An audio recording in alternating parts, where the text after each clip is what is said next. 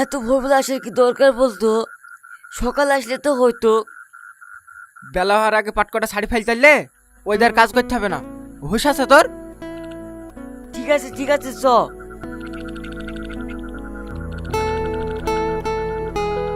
কই কমবে?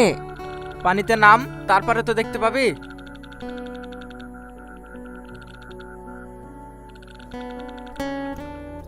কই যা? ভূত ভূত ভূত! কি হলো রে? ও ও ও ওইখানে। তো লাশ, তাড়াতাড়ি পুলিশকে খবর দে।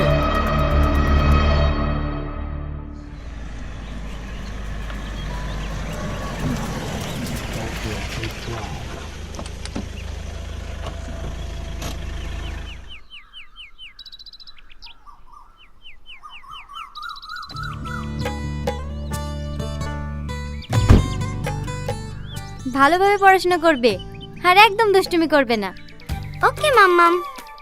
আর টিফিনে যেন কোনো খাবার না থাকে, পুরোটা শেষ করবে। মাম্মাম, পাপা কবে আসবে? আসবে, খুব তাড়াতাড়ি আসবে। এক সপ্তাহ ধরে বলছে আসবে আসবে। কবে আসবে পাপা?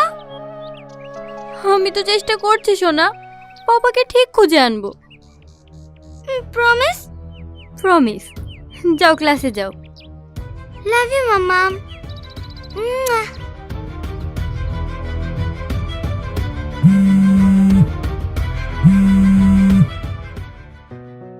হ্যালো, কোথায় আছো সাথী?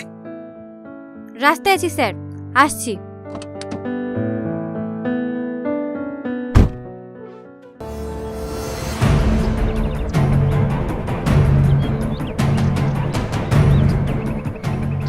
আসুন ম্যাডাম, এই দেখুন। লাশটা যে প্রথম দেখেছে সে কোথায়? লাশের অবস্থা দেখেও এখন হসপিটালে ভর্তি আছে। তাই তো দেখছি স্যার। দেখে যা মনে হচ্ছে মরা 3-4 দিন হয়ে যাবে। ফরেনসিক টিমও তাই বললো। লাশটা উল্টাও তো সূর্য।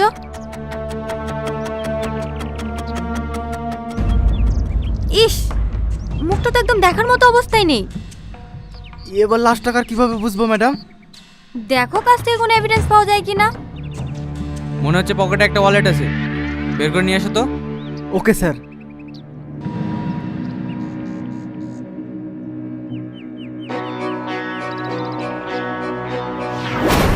ম্যাডাম,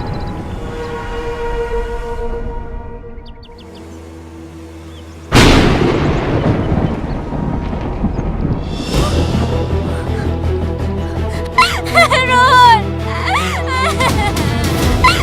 রোহন!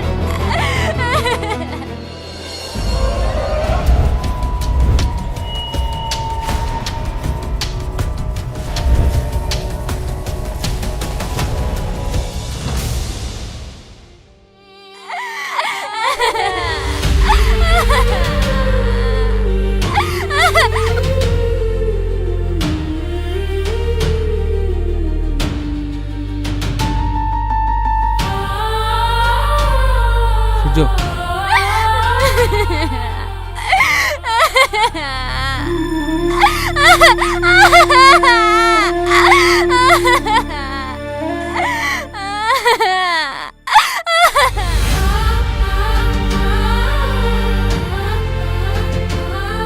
তোমার সাথে এত বড় একটা দুর্ঘটনা ঘটে গেল, তাতে আমরা ভীষণ দুঃখিত।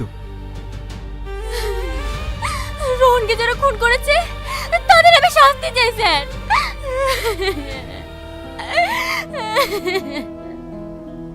আমি তদন্ত চালিয়ে যাচ্ছি, তুমি এখন 1 মাস বাড়িতে রেস্ট করো সাথী।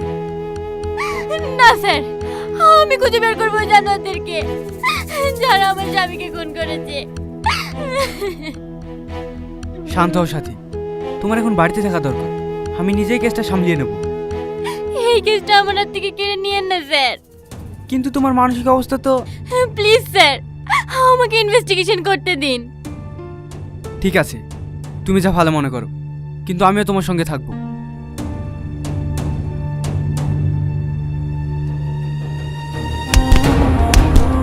কেন খুন করেছি বল, বল কেন খুন করেছি? আমি খুন করে দিই স্যার, আমি খুন করে দিই, আপনারা ভুল করছেন। ভুল বুঝছে না, তুই আমার স্বামীকে ফোন করেছিস, তোকে আমি কেন মিথ্যা তো বলছি? রোহন খুন হওয়ার 1 সপ্তাহ আগে তুই ওকে হুমকি দিতে গেছিলি। আপনারা বিশ্বাস করেন, আমি রোহন স্যারকে মারিনি। সেদিন তো আমি আসবো স্যার। আরে রকিয়া বোন, এসো এসো। বুড়ির চোখের অবস্থা ভালো তো? স্যার আরে আরে কি করছো? ওঠো ওঠো। আপনাকে অনেক অনেক ধন্যবাদ স্যার। আপনি না থাকলে আমার এই বাপ মরা মেয়েটা কোনোদিনও চোখে দেখতে পেত না। এরকম ভাবে বলবেন না প্লিজ, এটা তোমার কর্তব্য। আমি তিলে তিলে এই ফাউন্ডেশনটি গড়ে তুলেছি আপনাদের মতো মানুষের পাশে দাঁড়ানোর জন্যই তো। সত্যি স্যার, আপনার মতন মানুষ হয় না। আমাদের মতন কত অসহায় মানুষের উপকার করেন আপনি, কিন্তু কোনোদিন বড়াই করেন না। কি খবর রোহন সাহেব? তোমরা আবার এসছো? বেরিয়ে যাও আমার অফিস থেকে, তোমাদেরকে আমি 1 টাকাও দিতে পারবো না। হপ্তা তো তোমাকে দিতেই হবে রোহন বাবু, না হলে তোমার ব্যবসা চালাবে কি করে? দেখো, এটা একটা ফাউন্ডেশন, কোনো ব্যবসা না। গরিব মানুষদের উপকার করার জন্য এই জায়গাটা তৈরি করেছি আমি। কতটুকু গরিব মানুষের কাছে আর কতটুকু তোমার পকেটে যায় সব জানা আছে। একদম উল্টোপাল্টা কথা বলবি না। কথা বলি বা আমার কাজ কি? 5 লাখ টাকা ফেলো, কেটে পড়ছি। আমি তোদেরকে 1 পয়সাও দেবো না। ভালোই ভালোই বলছি, টাকাটা দিয়ে দে, না হলে তো কে। আমি কোনোদিন অন্যায়কে প্রশ্রয় দিইনি আর দেবও না। বেরিয়ে যা এখান থেকে। কাজটা খুব খারাপ করলি রে, এর মাসুল তোকে দিতে হবে। এই চল।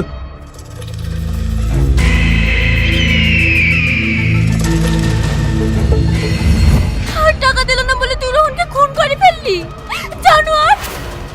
আর কতবার বলবো আমি খুন করিনি ম্যাডাম, আমি শুধু হুমকি দিয়ে আসছি। বিশ্বাস করুন ম্যাডাম, একটু কুকুর বাদ থেকে আমার ভয় লাগে। এই ম্যাডামকে বল না। চুপ কর মিথ্যাবাদী। ম্যাডাম, রোহন স্যারের কল রেকর্ডিং পাওয়া গেছে।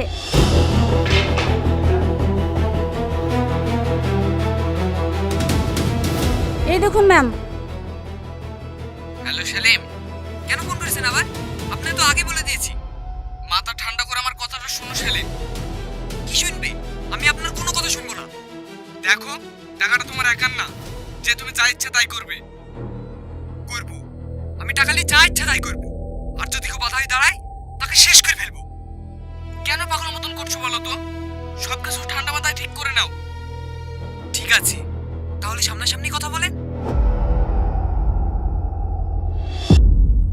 সেলিম, কনস্টেবল ড্রাইভারকে গাড়ি বের করতে বলো।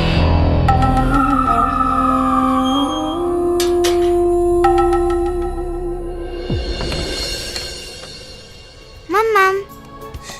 মামাম না, ইন্সপেক্টর ম্যাম।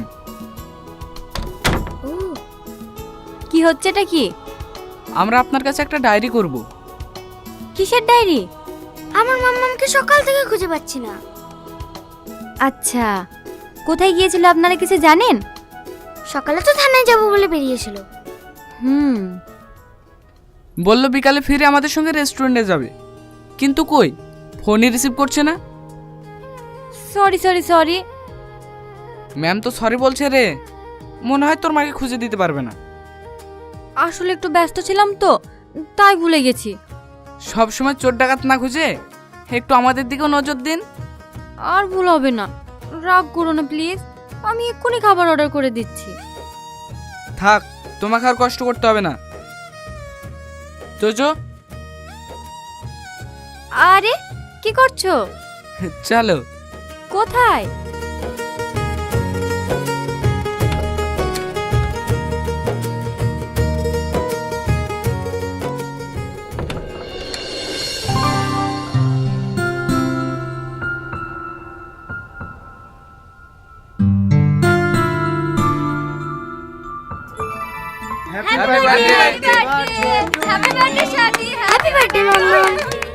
Happy birthday. এবার কেকটা কাটো।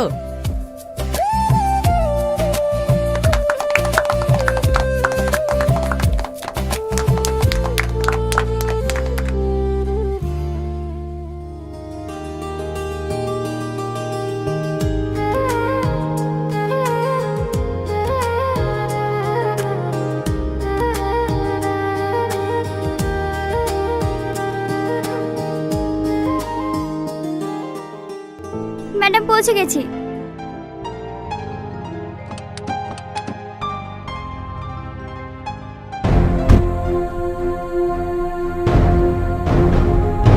তুমি এদিকে যাও, তুমি ওদিকে যাও, দেখো যেন পালাতে না পারি। সাথী দিদি তুমি? সেলিম কোথায়? আজ 10 দিন হলো ওকে খুঁজে পাচ্ছি না, না কল না মেসেজ, কোথায় গেছে কিচ্ছু জানি না। চুপ, একদম মিথ্যা কথা বলবি না। আমি তোমাকে মিথ্যা কেন বলবো দিদি? তোমার স্বামীকে বাঁচানোর জন্য। আপনারা কি বলছেন আমি কিচ্ছু বুঝতে পারছি না। নাটক করছো আমাদের সঙ্গে। তোমার স্বামী টাকার লোভে রোহনকে খুন করে পালিয়েছে। ও ওনার কথা ভুল হচ্ছে দিদি, আমার স্বামী এত বড় পাপ কাজ করতেই পারে না।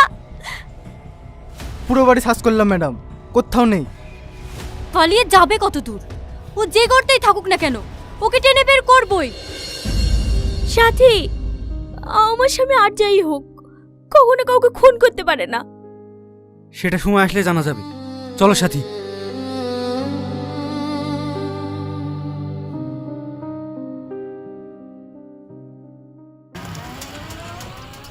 হাবিলদার, ওর ওপর কড়া নজর রাখো আর ওর ফোন ট্যাপ করো। ও নিশ্চয় ওর স্বামীর সঙ্গে যোগাযোগ করার চেষ্টা করবে। ঠিক আছে ম্যাডাম। তোমরা যাও সাথী, আমি একটু বাড়ির দিকে যাব। চলুন তাহলে আপনাকে ড্রপ করে থানায় যাই। না না, তোমাদেরকে আর কষ্ট করতে হবে না, আমি টোটো ধরে চলে যাব। আপনার অসুবিধা হবে না তো? না না, তোমরা যাও। ঠিক আছে স্যার।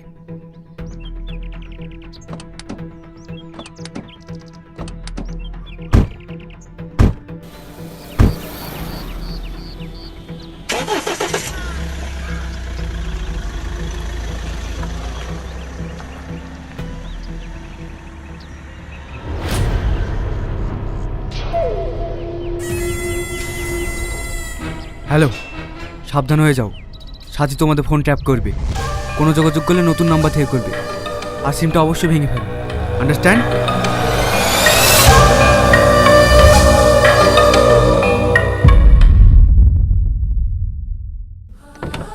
তুমি আমাদেরকে কেন ছেড়ে গেলে বাবা? আমি তোমাকে অনেক মিস করছি। আমার খুব কষ্ট হয় তোমার জন্য। কোথায় আছো বাবা? ফিরে এসো না।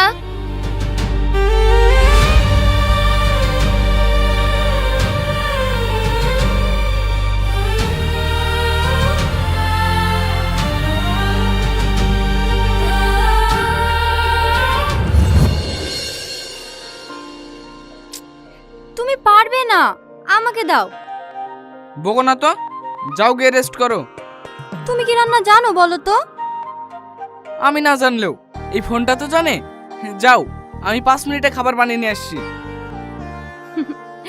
বাবা, খাবার গুগল থেকে ডাউনলোড করবে নাকি? বকো না তো। এরপর একটুখানি নুন, নুন নুন নুন, এই তো।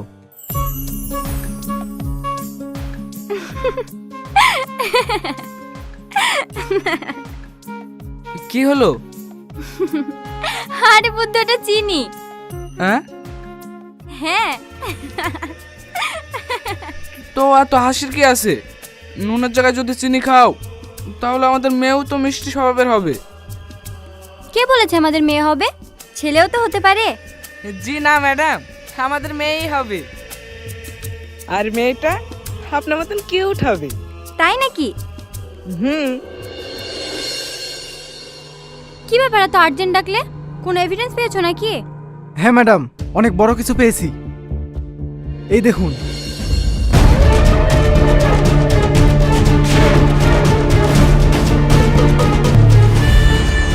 এইবার ঠিক আছে।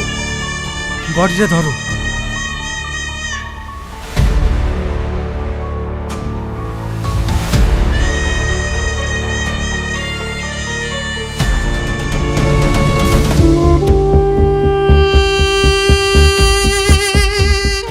এইবার যদি সব প্ল্যান মাফিক চলে তাহলে ফাউন্ডেশনের 150 কোটি টাকা আমাদের।